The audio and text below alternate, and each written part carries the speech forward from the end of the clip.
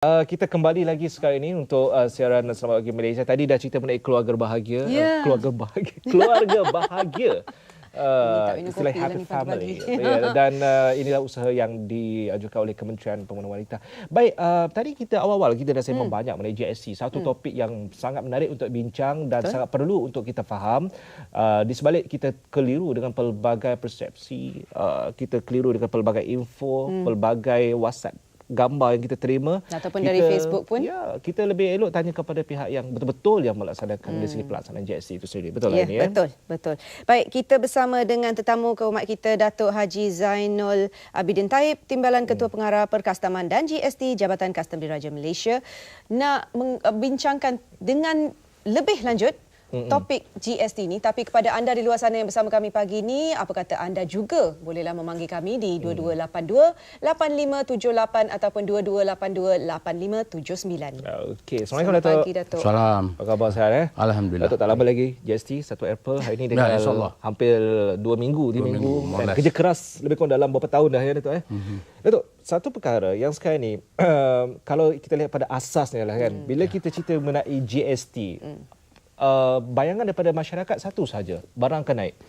Jadi, apa penerangan awal mungkin pihak Datuk boleh berikan kepada kami, sebab kita semua adalah pengguna. Bila kata nak pelaksanaan GST, barangan, perkhidmatan, barang automatik terus naik.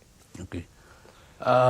Terlebih dulu terima kasih pada TM kerana meliput pihak Kastam untuk memberi penerangan lanjut tentang hal ini. Berkaitan dengan isu dibangkitkan, sebenarnya pada Kastam pihak peniaga sahaja menggunakan sebagai excuse untuk menaikkan harga. Kerana seperti yang diwawarkan, GST bukan perkara yang kata cukai yang baru, cuma replace cukai jualan, cukai perkhidmatan. Jadi tidak timbul mengatakan kerana GST harga akan naik.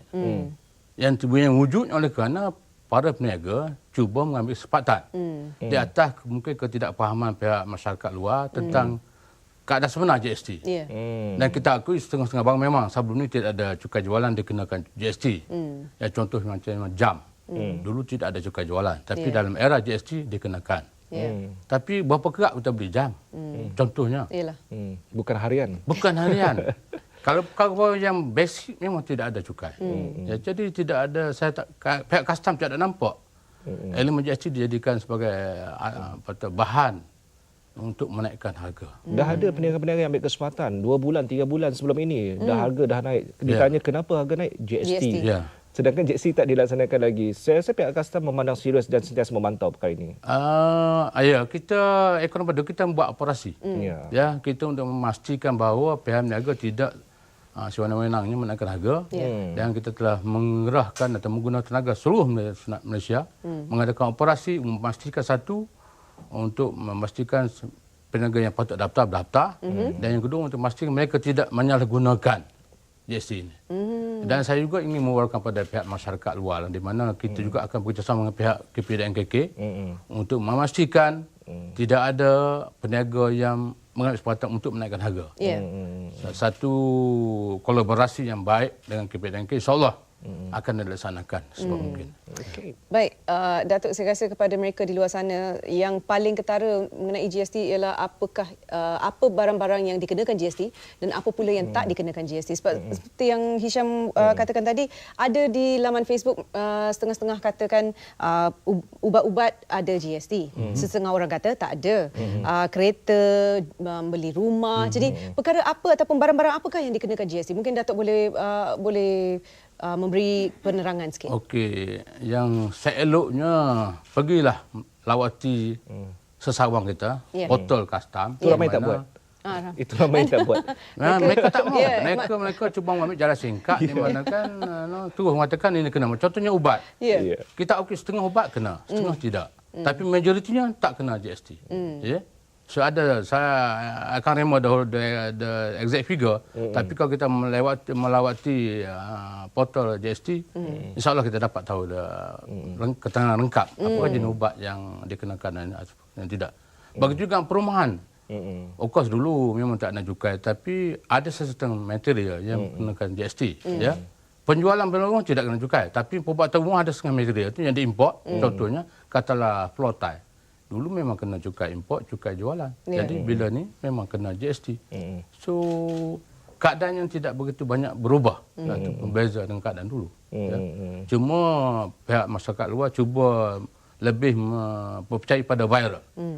Estik pada buat rujukan kepada portal GST. Ya. Okey. Ada dua perkara yang saya nak bangkitkan, Datuk. Satu, tadi Datuk dah menyentuh mengenai berubah. Saya rasa lifestyle ataupun gaya hidup yang dirisaukan mereka. 1 April itu gaya hidup mereka akan terus berubah menjadi sesuatu yang menyukarkan kehidupan mereka. Satu. Yang kedua, dengan istilah viral, kita dah cerita awal tadi, Datuk. Saya pun sering kali menerima WhatsApp pelbagai cerita mengenai ini barang-barang yang akan dikenakan GST. Bila kita tanya, sebenarnya tak ada. Dan pelbagai lagi cerita yang kita tak tahu betul atau tidak. Jadi dua soalan, macam mana Datuk boleh kongsikan kami? Cakap tentang lifestyle atau gaya hidup. Takkan kalau kita biasa minum kedai kopi atau warung, tiba-tiba kena jadi kita pergi minum kat hotel. Kita akan maintain. Mengikut kampung-kampungan kita. Jadi saya rasa tidak ada sebab mengatakan GST akan mengubah lifestyle masing-masing. Sebab yang pokok asalnya kerana GST tidak dikenakan ke atas barang basic. Jadi kalau you belanja sebulan 2,000, more or less around that figure tidak akan banyak berubah.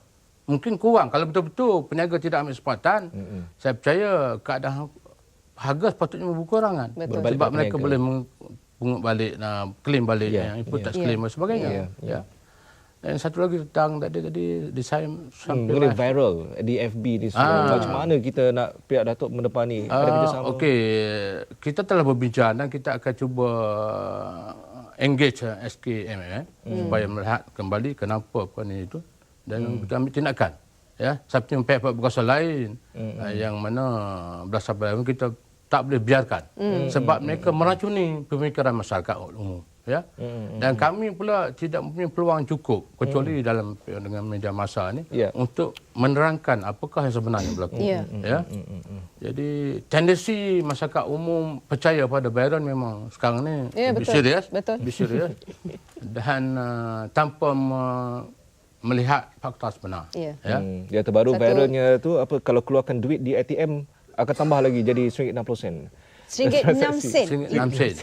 Kalau kita keluarkan wang daripada bank lain. Betul. Untuk Maps, kepada mereka yang menggunakan Maps ataupun kalau anda bukan mengambil duit daripada bank sendiri, katakan bank A, tak ambil duit dari bank A tapi pergi bank B, baru dikenakan RM6. Tu dia. Kena tahu-tahu sikit-sikit. So meaning to say that kita ada option. Kalau nak keluar duit daripada bank kita sendiri, tak ada apa. Tak ada GST. Kenapa nak pergi ke bank lain? Jadi kerana itu your choice. Pilihan kita. Jadi janganlah berkata menuduh GST-nya tak baik dan sebagainya. Tapi kalau dah terdesak sangat, Datuk, terpaksa RM1.06 tu terpaksa dibayar. Baik, kita juga ada pemanggil di talian. Ada? Tak ada?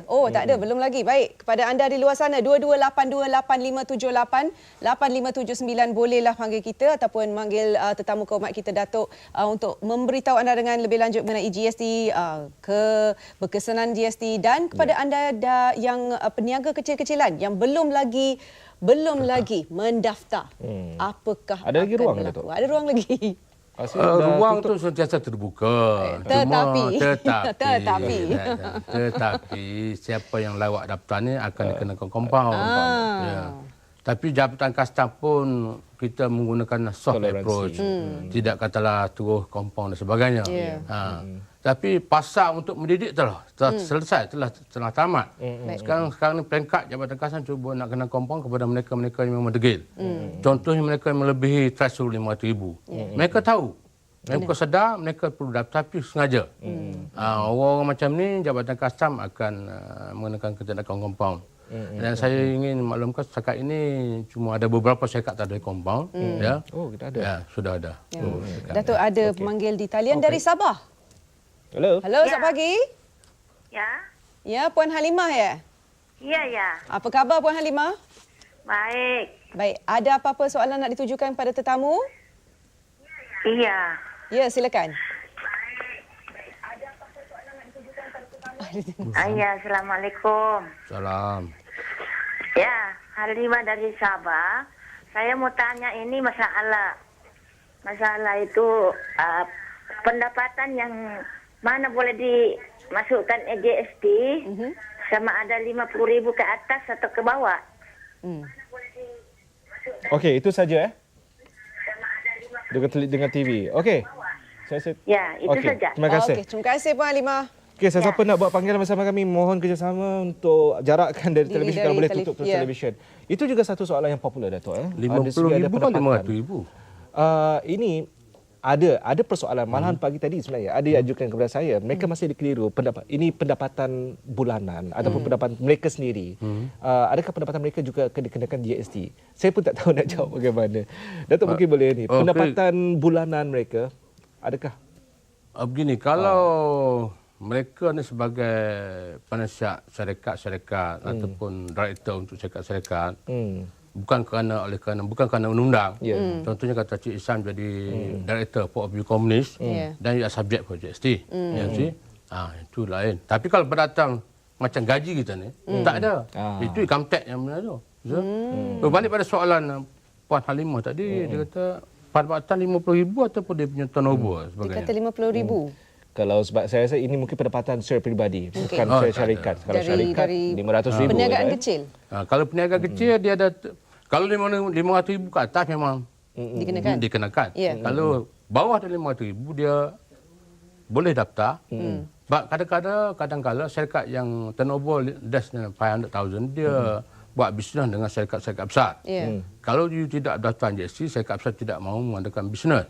Jadi kita benarkan. Kita benarkan. Walaupun below threshold. Okey. Satu perkara lagi, Datuk. Sebab kita tahu ada. Nak sambut dulu. Okey. Ada juga seorang pemanggil. Ya, selamat pagi. Okey, tolong jarakkan daripada televisyen, Tuan Haji. Halo. Tolong jarakkan daripada televisyen, Tuan Haji. Halo. Tuan Haji. Tutupkan televisyen. Ya, selamat pagi. Selamat pagi ya. Ya, boleh Tuan Haji tutup televisyen tu sebab kita dengar dia punya feedback ya. Ya. Halo. Saya nak tanya. Ya. Saya dapat daripada kawan-kawan lah, dia hantar Facebook pada saya. Ya.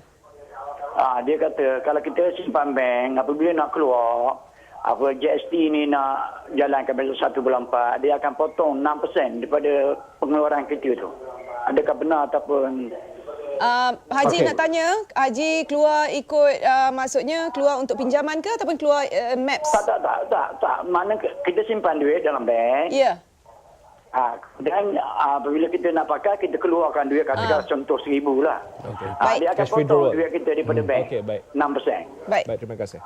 Terima kasih Tadi Haji. kita dah terang mungkin. Kita kena terang lagi sekali. Okey, terima kasih Tuan Haji kerana soalan tersebut. Untuk makluman lah, sekiranya Tuan Haji memerlukan wang daripada bank sendiri, bermakna atau banknya daripada akaun yang Tuan Haji simpan, tidak dikenakan GST.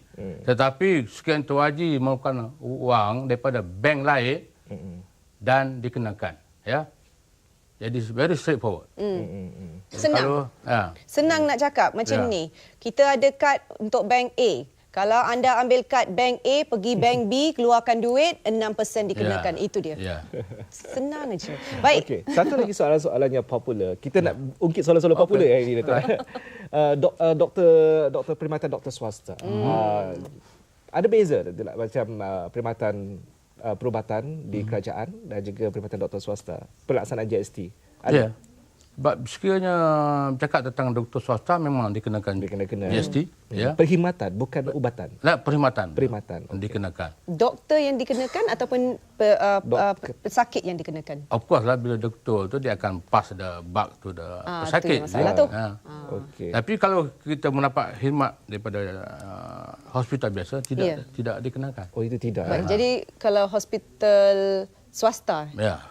Setiap receipt memang ada extra 6%. Dikenakan mereka mengukuhkan tax invoice dan menyatakan secara jelas lah elemen GST di situ.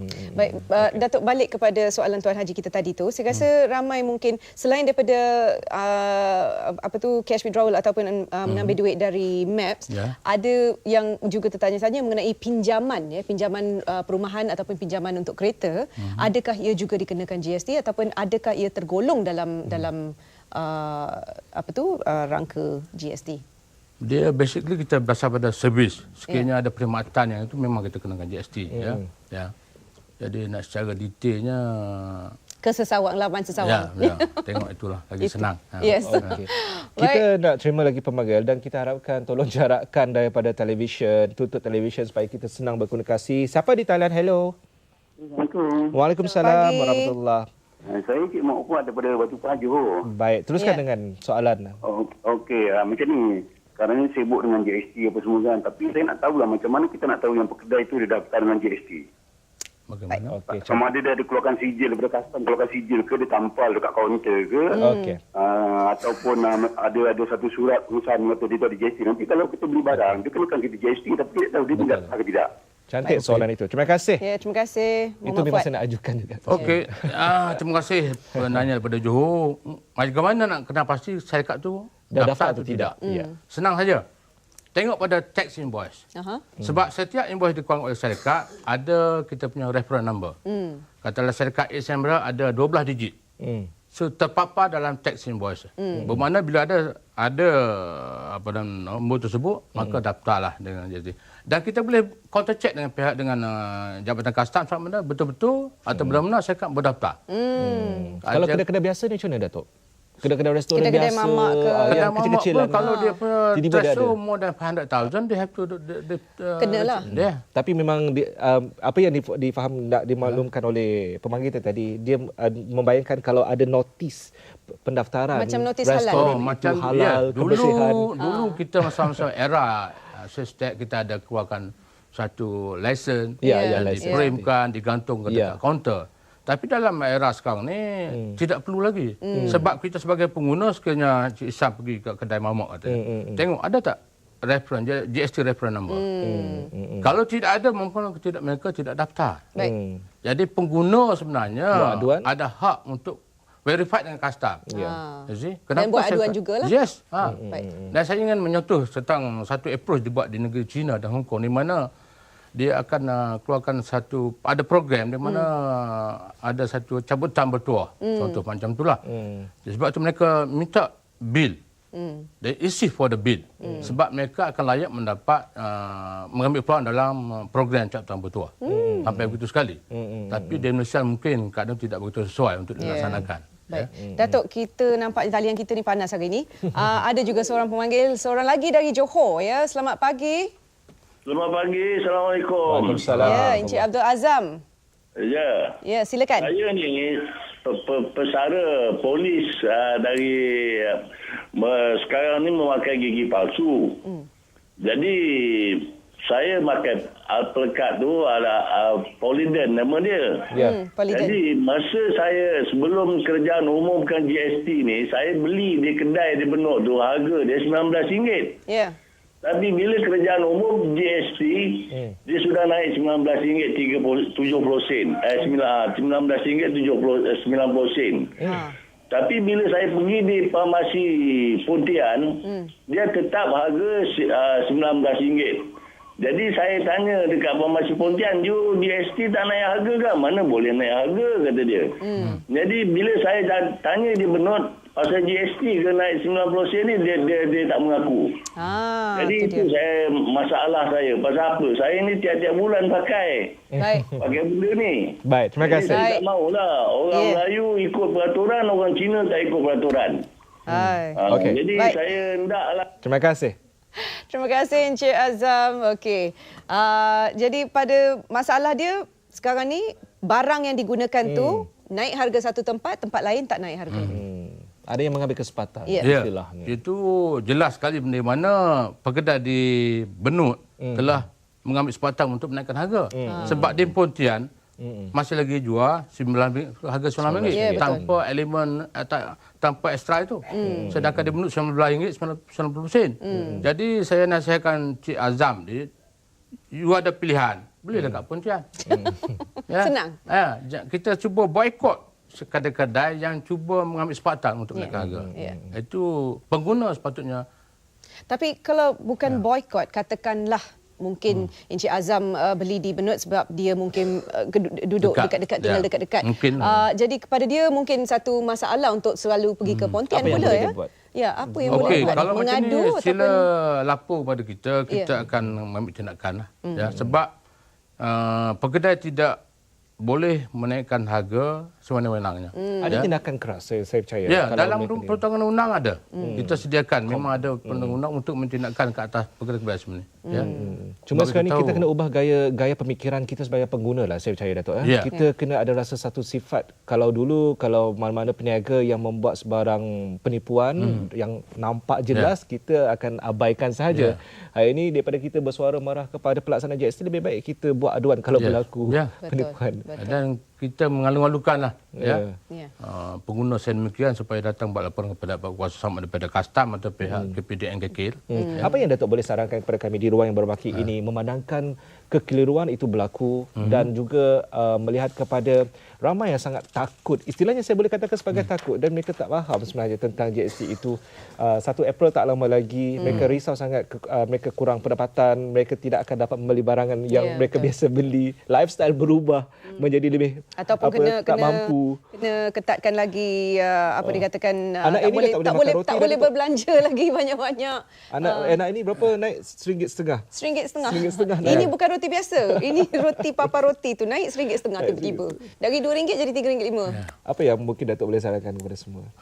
Saya ingin memusuhkan pada pihak orang ramai lah supaya jangan dengar kabar-kabar angin. Ya, kerana kebanyakan kabar angin menyatakan elemen GST menyebabkan harga naik dan sebagainya. Ya, selepas kajian pihak custom telah buat kajian, tidak semua kata kenaikan harga ada, tapi penaikan tidaklah begitu ketara sangat. Jadi saya ingin mengusulkan pada pihak orang ramai lah. Kalau sekiranya mereka masih lagi was-was ataupun masih sanksi tentang beberapa perkara yang patut kena atau tidak, datanglah pada custom. Hubungilah pihak custom melalui lawati kita punya botol ataupun telefon pihak custom. Dan saya percaya ke semua pengarah negeri di seluruh Malaysia telah diarahkan untuk membantu masyarakat umum, dan kita ada unit khusus untuk menangani masalah ini. Jadi tidak timbul masalah kata kekeliruan dan sebagainya, dengan syarat pihak masyarakat datang ke depan dan menyuarakan, rujuk pada tempat yang betul. Ya, betul. Oplik negara sangat profesor GST. Baik. Terima kasih Datuk. Terima kasih banyak-banyak kita ucapkan kepada Datuk Haji Zainul atas perkongsian ini, dan kita punya masa yang agak tahan. InsyaAllah kita akan jumpa lagi untuk sesi GST yang akan datang.